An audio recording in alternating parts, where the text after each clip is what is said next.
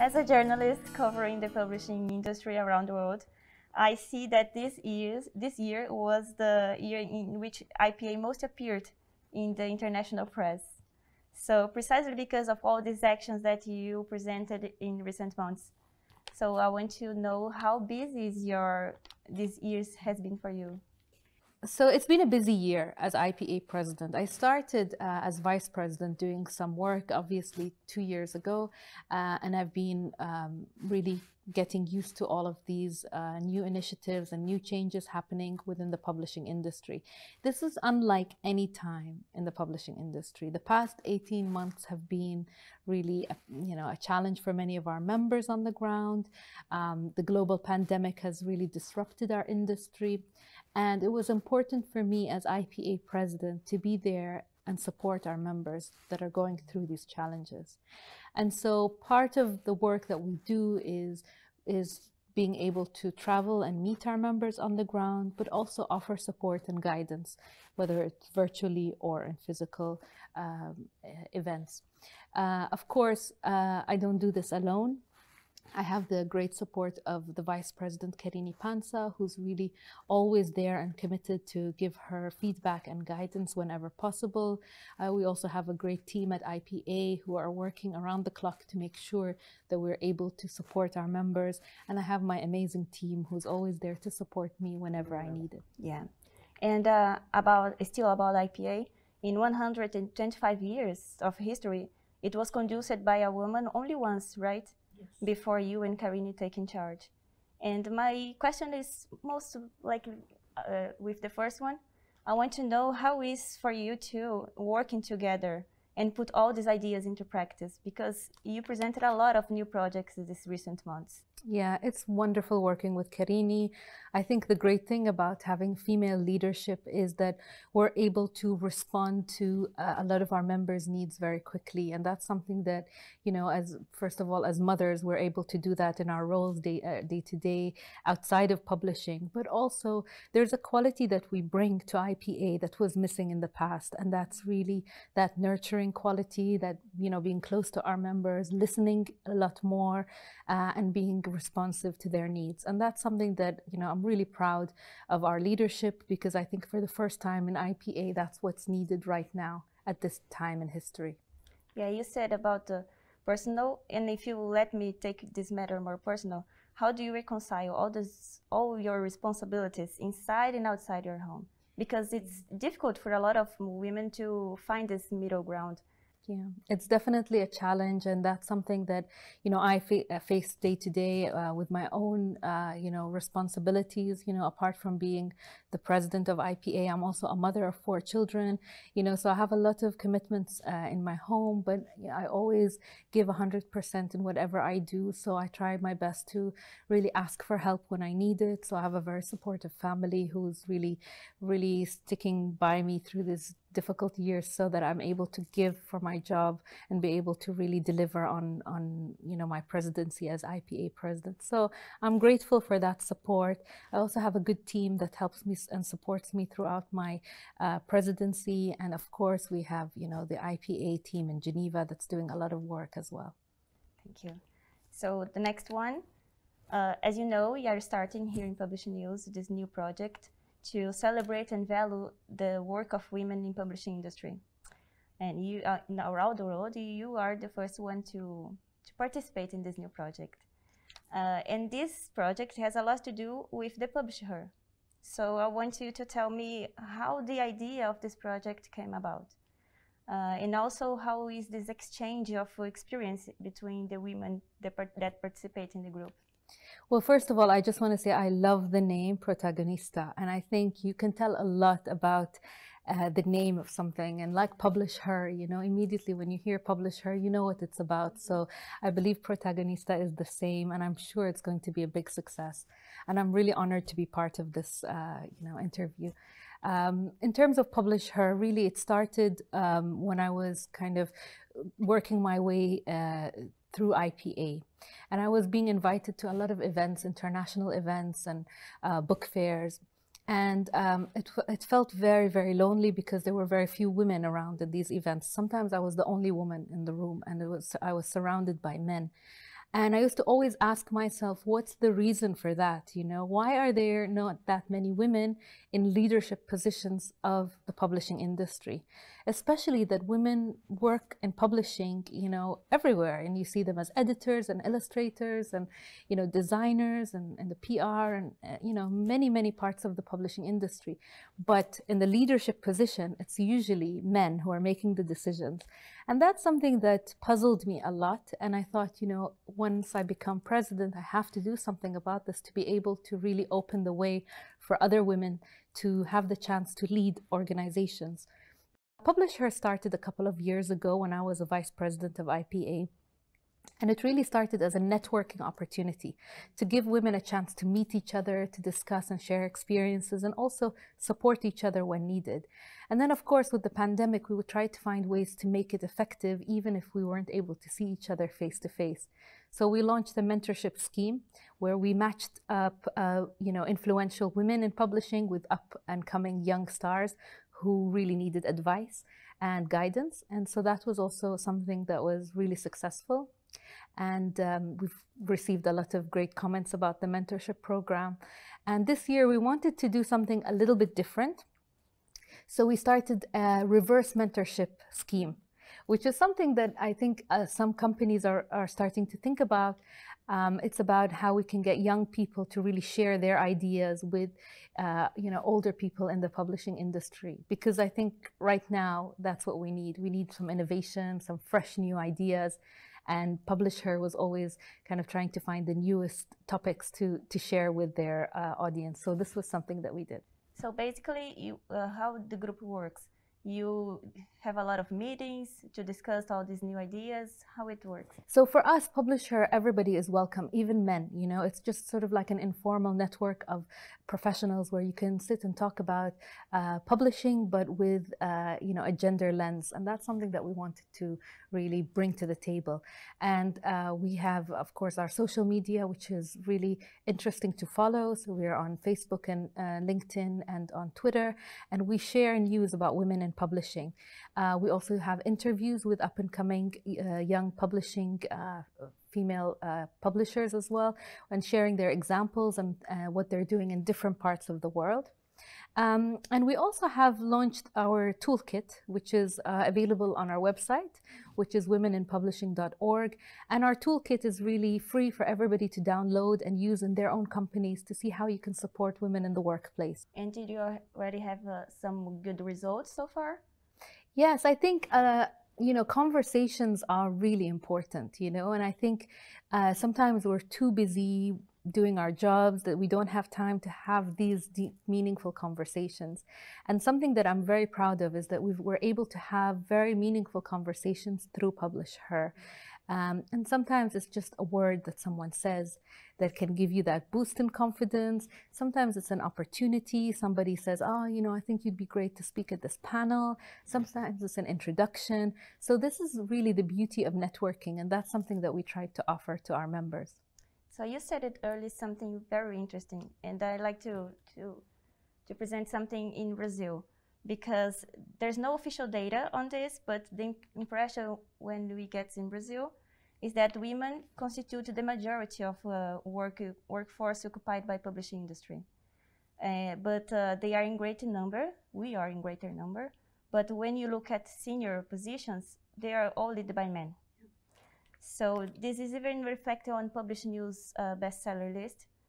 If you look at among the publishers occupying the 10 first position of our list, only 2 in the annual rank, only 2 publishers are led by women. That reminds me of 2019, the last time PublishNews was here in Sharjah Book Fair.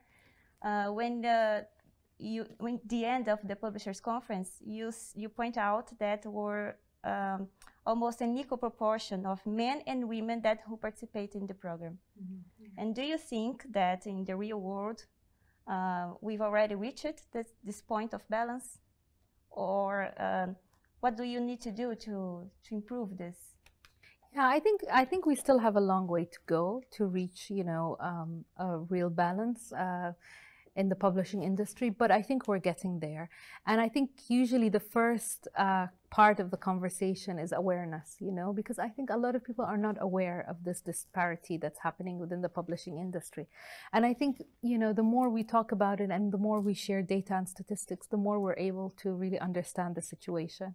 You know, sometimes it's just, you know, a lack of awareness, and that's something that we try to address with our toolkit, where people can actually really look at the ways that they can be more aware of the decisions that are made and some biases perhaps that are made without them really being aware of it. So that's the first step. The second step, I think, is giving women opportunities wherever we can. So I always try to make sure we have women on panels whenever we organize panel discussions.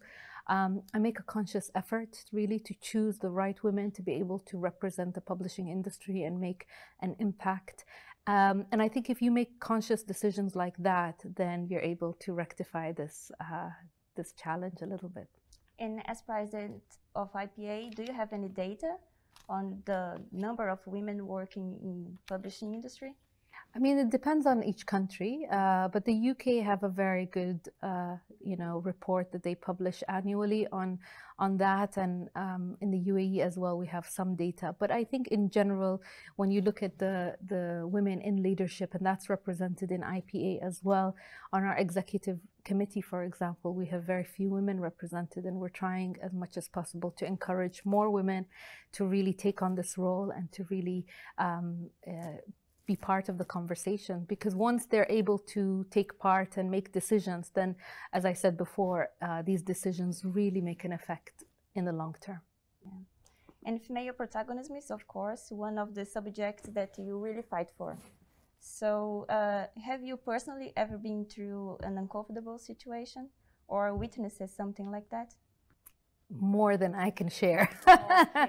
Yes, I've had my share of, you know, especially with the beginning of when I started working, I've had my share of, you know, mansplaining, you know, and sometimes being in a situation where I say something and then the gentleman next to me says it and immediately it sounds a lot better, and, you know, things like that. But something I've noticed is that the more aware I am of these perhaps unnecessary biases, and the more we point them out, the less it's going to be in the future. So I hope that, you know, in the future, other women don't have to go through this. And I think it's changing a lot. People are becoming more aware.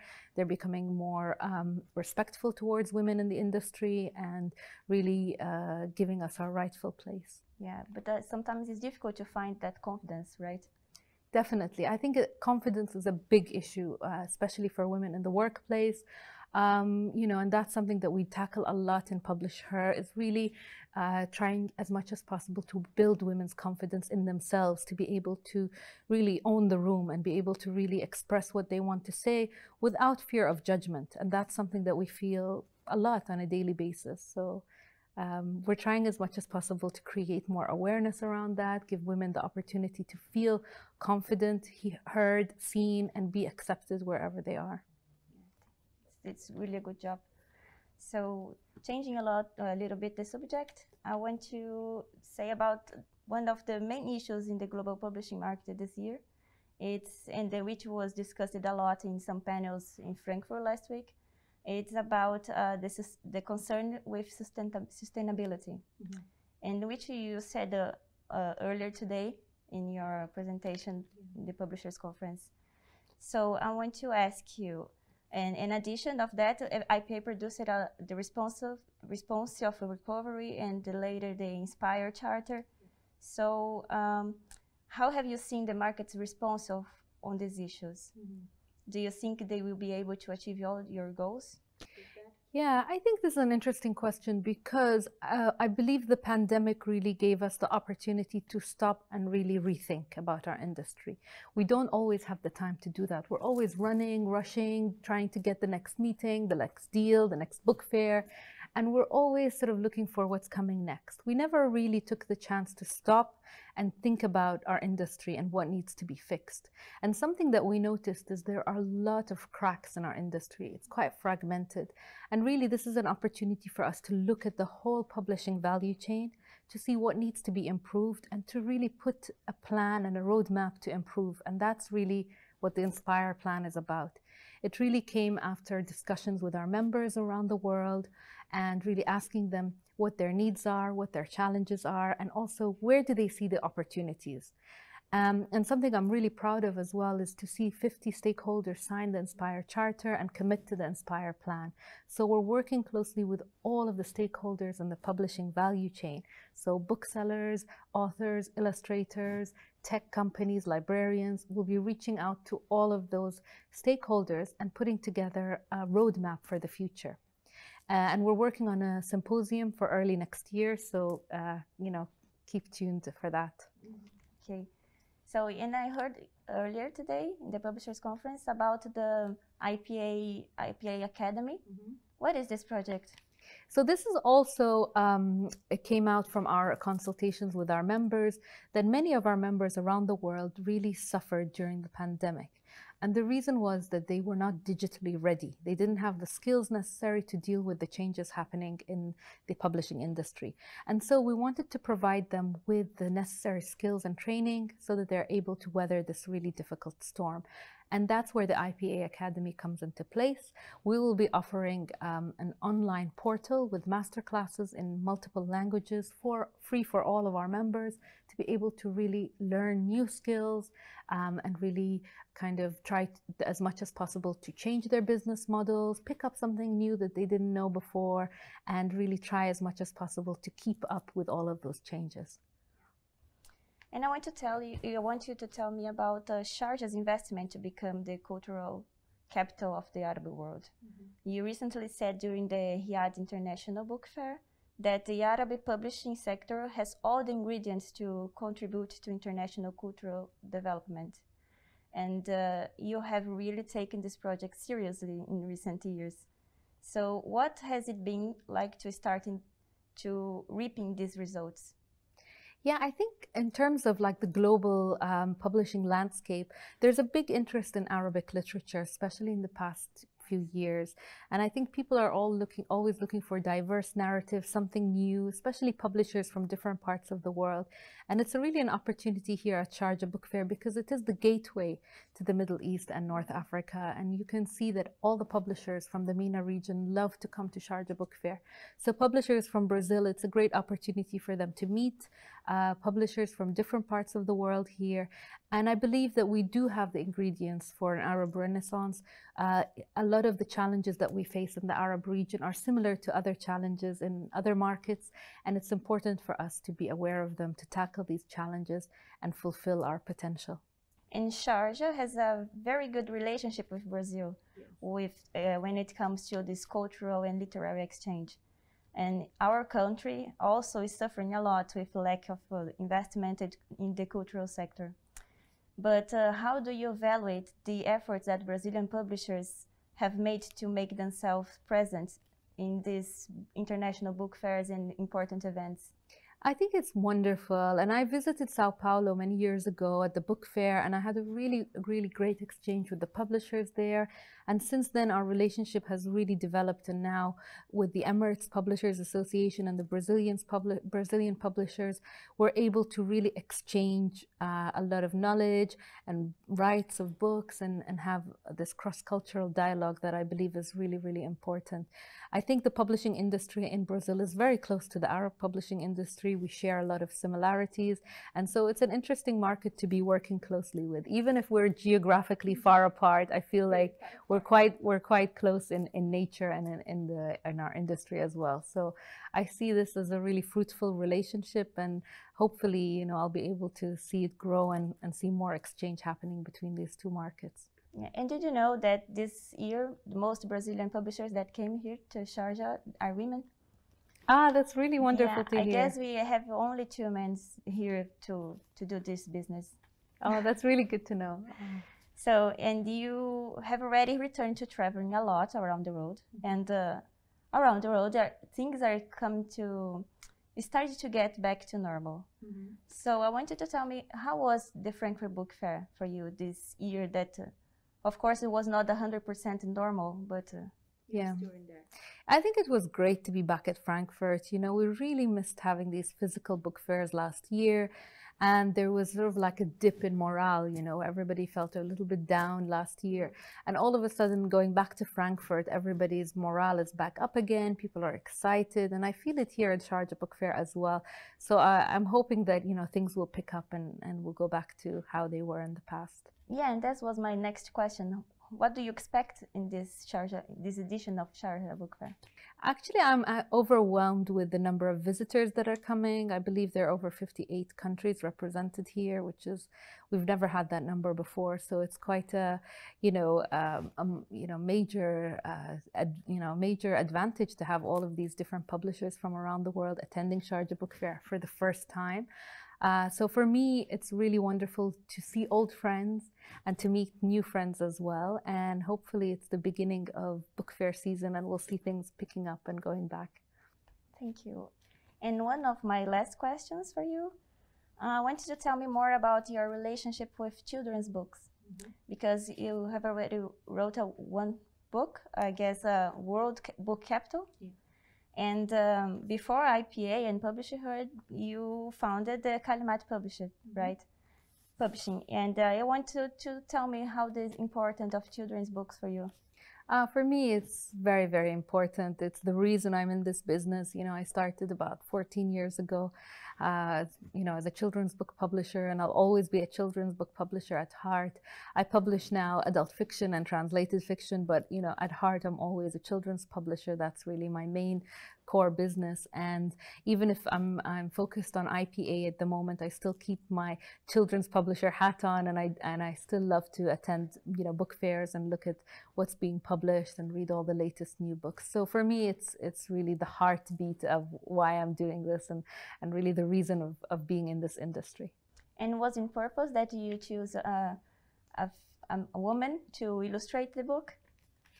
No, I actually I don't specifically look for women to illustrate a book. I look for the best illustrator, who happens to be a woman. So yeah, I think she was just the illustrator that I felt connected to the most. So yeah. So now I just have some quick questions for you. The first one, I followed your participation on the Hof in Frankfurt, and I remembered you said that you always carrying a book in your bag. Yes. What are you currently reading? I don't have a book in my bag today, but I'm currently reading this really interesting book called Ornament of the Empire, which I picked up because of my recent trip to Granada, and it's really interesting about the Moorish influence in Spain. So that's something that I really wanted to read while I was there. So I'm almost, you know, halfway through the book and enjoying it very much. Next one, is there anyone in publishing industry that you admire, that inspires you? Yeah, I mean, I mentioned Ana Maria Cabanielas as somebody who is really my mentor and I look up to, and she was the first female president of IPA, and she's also a board member of PublishNews. So I'm very proud to be working closely with Ana Maria. You know, she's somebody as well who really, you know, defied the odds to be IPA president. She went through many challenges, and, you know, she's still able to share her wisdom with the new members of IPA, which I think is really special. And last one, if you could send a message of encouragement to women who face difficulties on labor market or suffered any type of discrimination, what would you say? I always love to say, you know, believe in yourself, because I think we love to doubt ourselves very quickly, you know. So I like to share this with women because, you know, I've been through this myself, where I make a decision and then I think, oh, is it the right decision? Am I doing something right? And so I always try to encourage women to believe in themselves as much as possible, to really have faith that they're in the right place at the right time and have the confidence to be able to do what they do. And I think if you can master that, you're halfway there.